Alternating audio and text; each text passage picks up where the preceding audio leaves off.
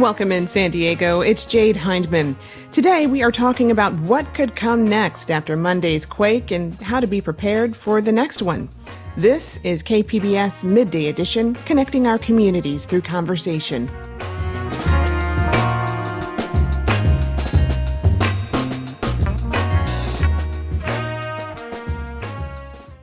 So yesterday, the earth shook under our feet with a 5.2 magnitude earthquake. And if you're like me, you may have heard it before you felt it, with a loud boom followed by the rattling of everything around.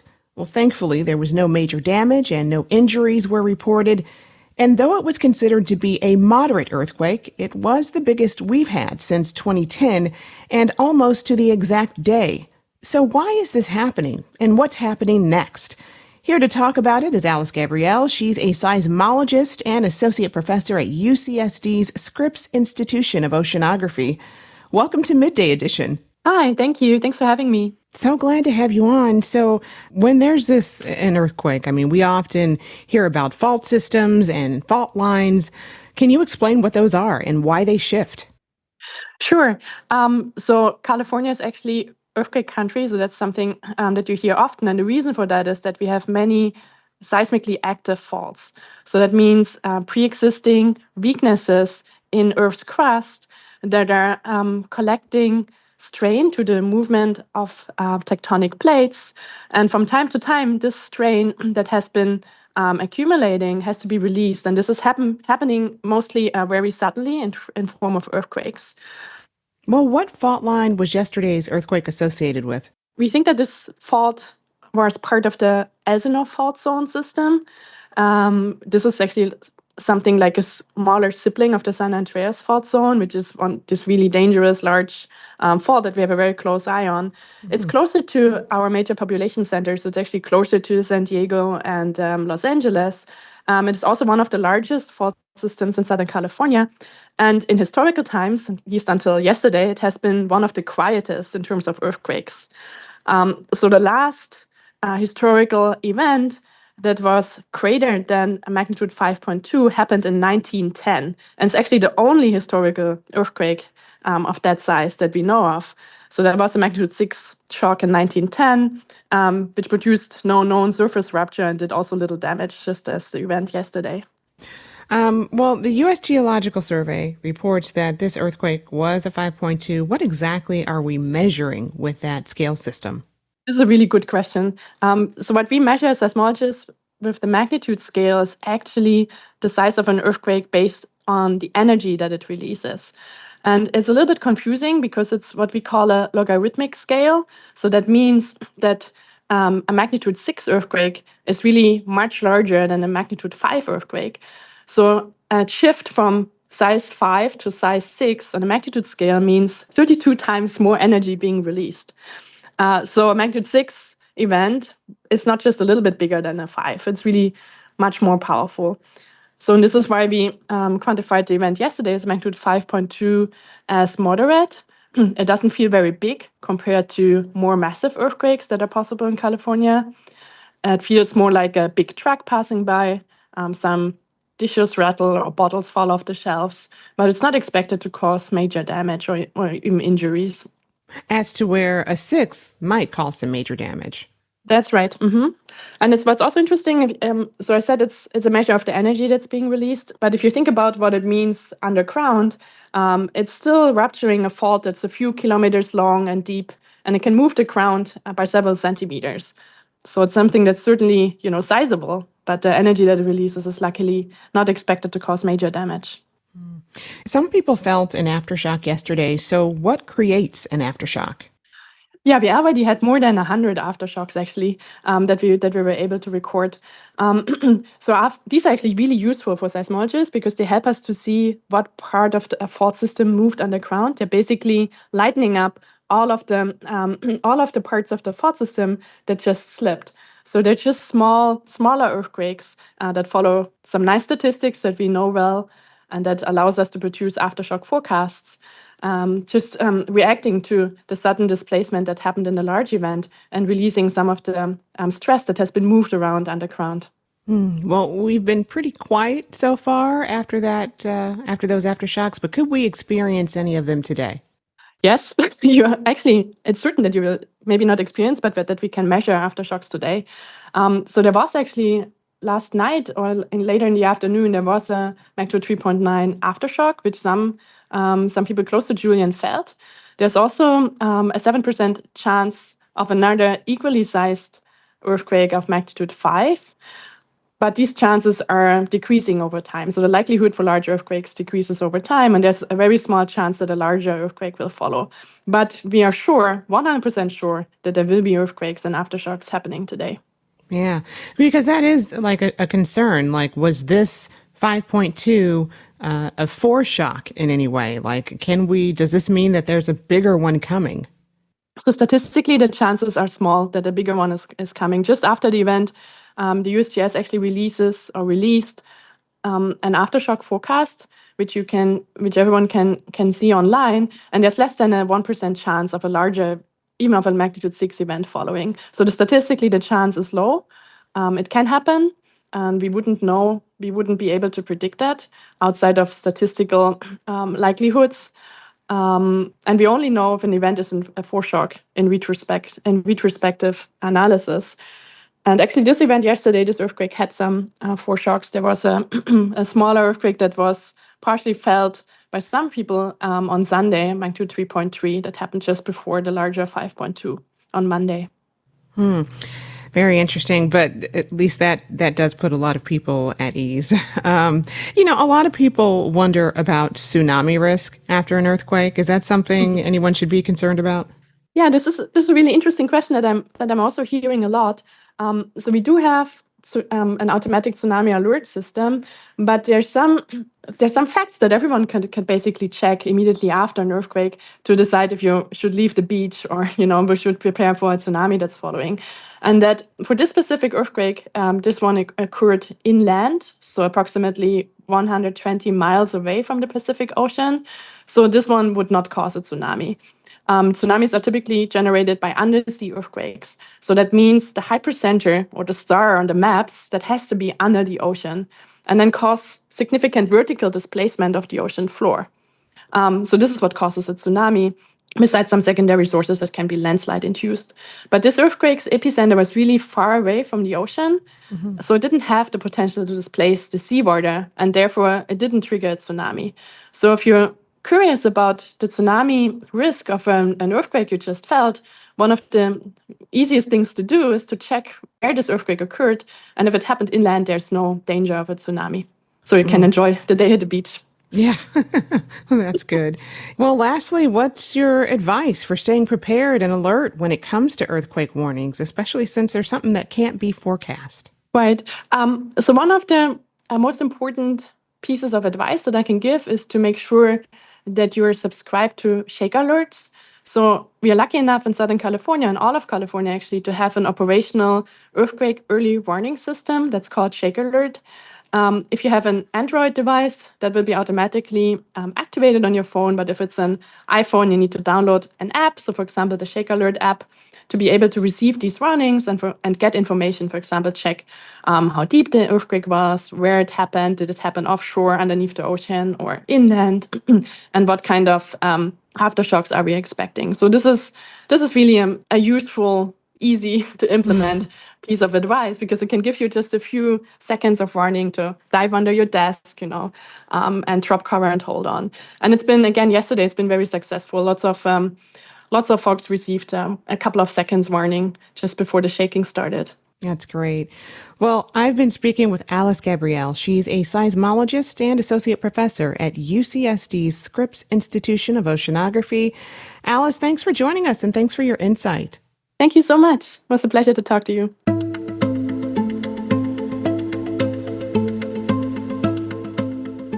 Coming up, the best ways to be prepared for an earthquake. Have a kit in my car if I do get stranded, whether it's an earthquake or some other disaster, that I have emergency water in, emergency food, and some stuff to keep me warm in case something happens. Hear more when KPBS Midday Edition returns.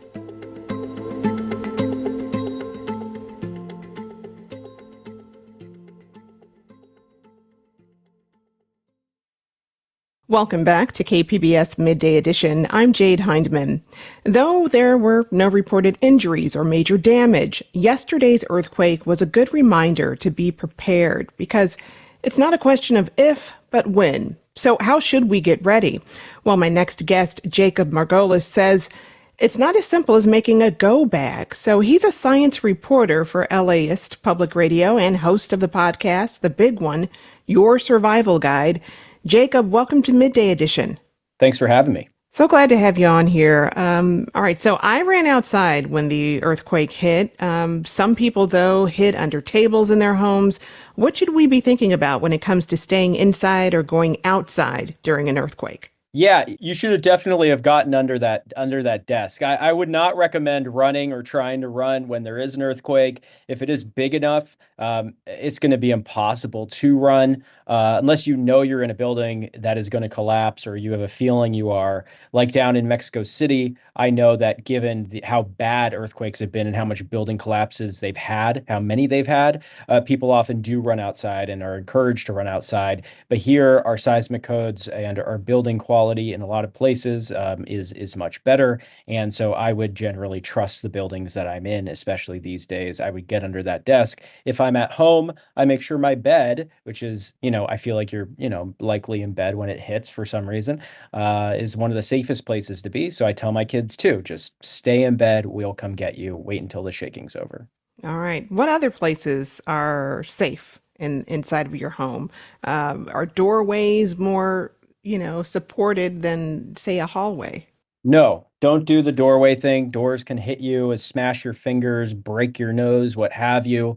You can go ahead and just get under a table. If it's a glass table, I obviously wouldn't get underneath it. If there's no table nearby, what I would try to do is probably squeeze up against a wall where you don't have a bunch of stuff hanging, hopefully. And this is the sort of thing that if to that answer you then said to yourself, but I have stuff all over my home, I would say, maybe you should have a little place in each room that you know is safe to go when things start shaking. That's not more than a couple steps away.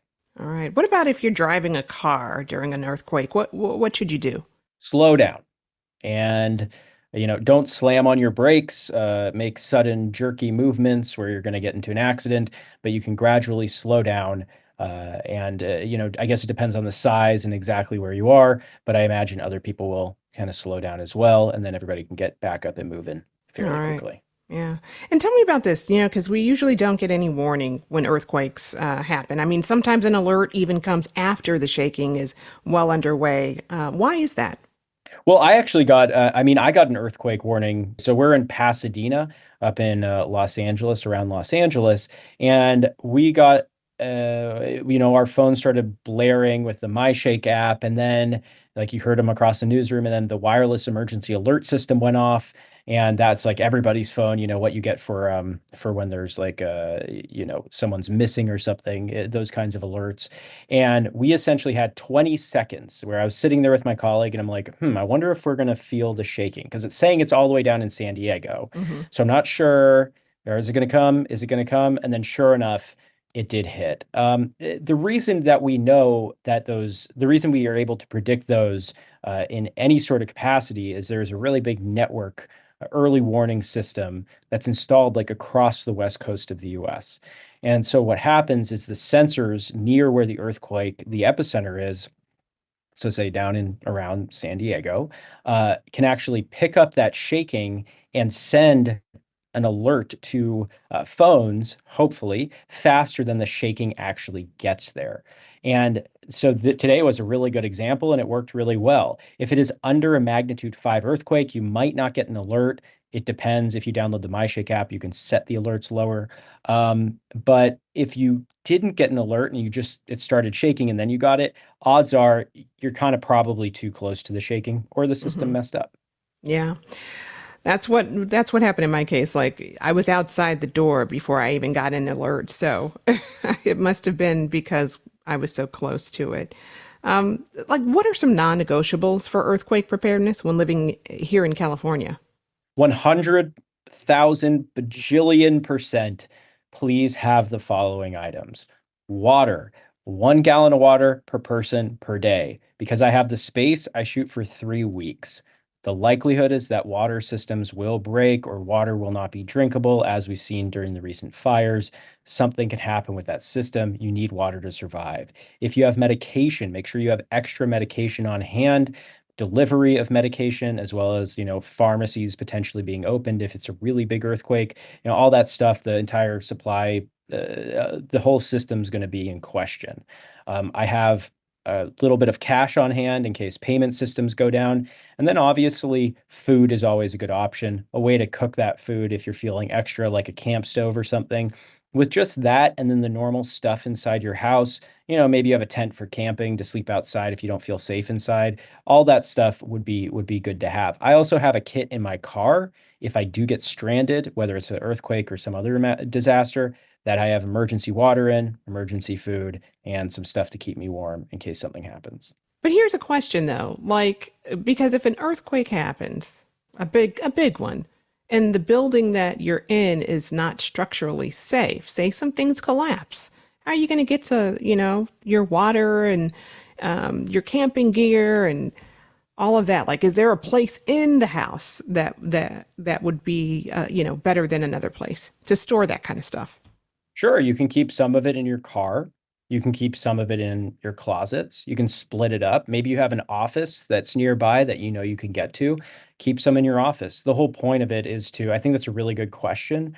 The whole point is to make sure that it's accessible, at least for a period of time after the quake when you don't have resources. Nothing's going to be perfect. And a lot of people are really afraid to go back in their house after earthquakes, understandably.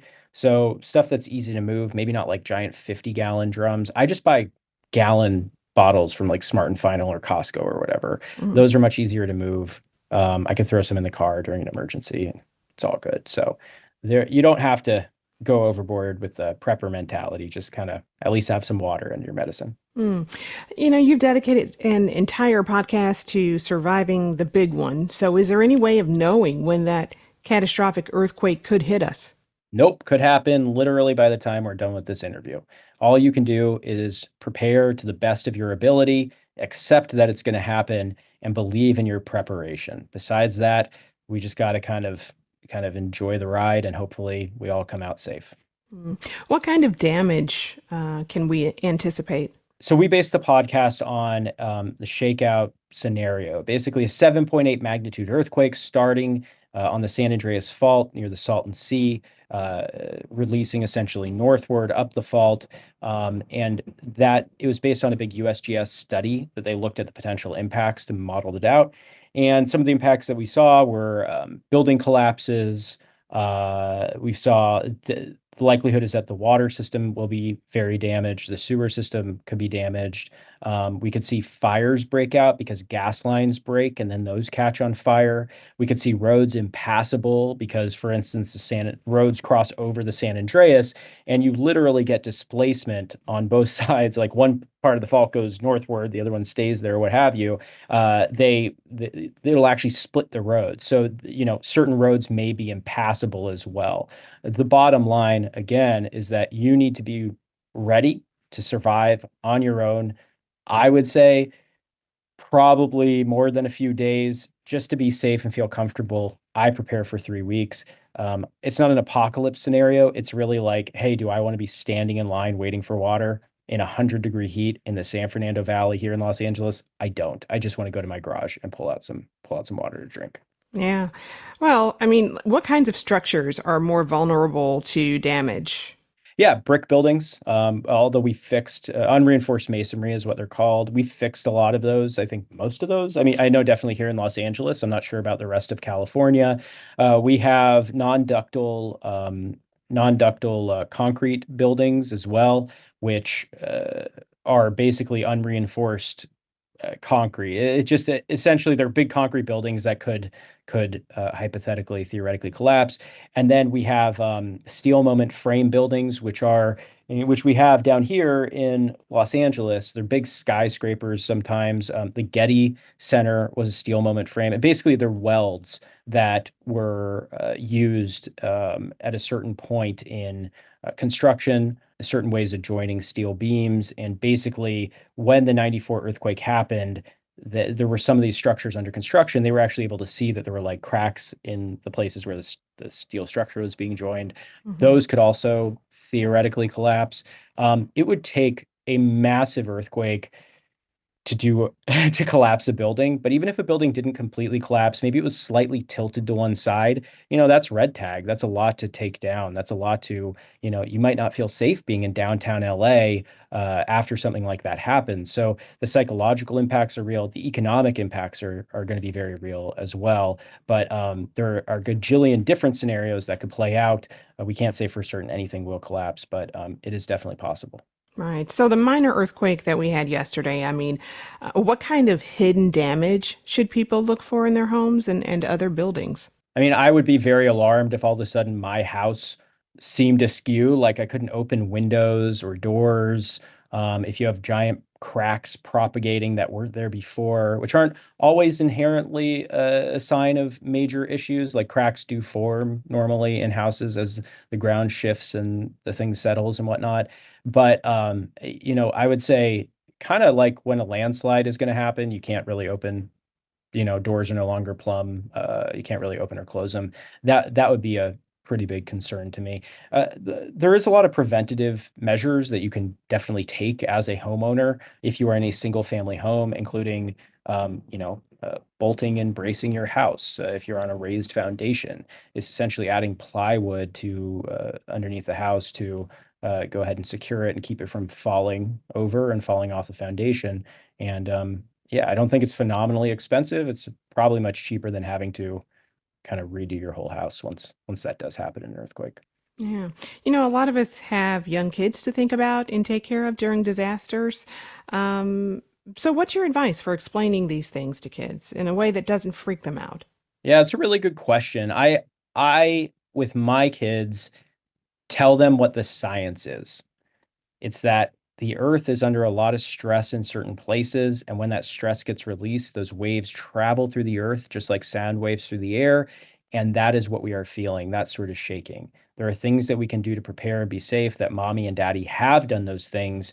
And that if there is an earthquake and you are in your room, stay in your bed. If you're somewhere else, get under a desk. I had a game that you can play that Dr. Lucy Jones, earthquake god, if you will, earthquake extraordinaire, has said to me that I do now, is that anybody can call out earthquake at the dinner table. You get under the table. It sort of normalizes that whole process with kids, and you sort of turn it into play. And sure enough, when there was an earthquake warning, we got an earthquake warning. I was sitting there with them at the breakfast table, got a warning, said, "Okay, guys, earthquake." We all just got under the table. It shook very lightly. I got out. I was like, "You guys good?" They're like, "We're good." And I went to do my coverage. And so by normalizing it, talking about it more, that's my feeling. I'm not a childhood expert. I'm just a parent. My feeling is that, knowledge is power, and you can tell them it's going to be okay, even if it's scary. Yeah. You've been doing a lot of reporting on the aftermath of the LA wildfires that happened earlier this year. How have the fires underscored the need for preparedness, both on an individual level and community level? Oh, for me, it showed us how unprepared we are for like a large scale disaster, and how we often don't help people recover. Like now everybody's in the mess with insurance and not sure if they're still going to have they're out of their house. They're not sure if they're going to still have housing in a month, if they have to move back home to an area that's still pretty polluted with all sorts of problems. Um, Clearly we don't prioritize, I would say, helping individuals get back on their feet quite often, and they're sort of at the mercy of the private insurance system and their own. You better have money to recover, because if you don't, you're in a really, really difficult situation. And that's the system that we've chosen here. That's what we continue to propagate, and that is something that we put out the Big One podcast years ago, and that was our ultimate conclusion then. And to me, it's the same conclusion now. How about a good note, though? On a good note, I will say your neighbors want to help each other, and you're likely to help your neighbor. They're likely to help you, at least for the short term. Now, 6 to 8 months out, that's when I think it gets a little bit hairier. I've been speaking with Jacob Margolis. He's a science reporter for LAist Public Radio and host of the podcast, The Big One, Your Survival Guide. Jacob, thank you so much. Thank you.